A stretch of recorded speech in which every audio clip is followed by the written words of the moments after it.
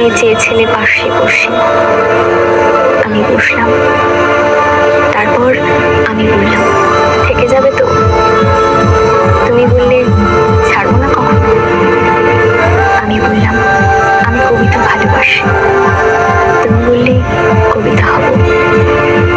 ডাক দিয়ে পাশে বসে আমি লিখতে বসলাম তোমার চোখে চেয়ে। তারপর কেটে গেল 2.5 বসন্তের কবিতার দিন। আবৃত্তি করব ভেবে যখন সুর তুললাম, তুমি তখন মনের বাইরে একটু একটু করে দূরে সরিয়ে দিচ্ছ। অন্তঃপর কবিতার মৃত্যুতে নোটিশ টানিয়ে বললে, তোমার চোখ নেই, কান নেই, ডাক শোনো না আমার, মাটিতে বসতে পারো না। আমি বুঝলাম অবশেষে তুমি কবিতা নাও, অঙ্ক ছিলে।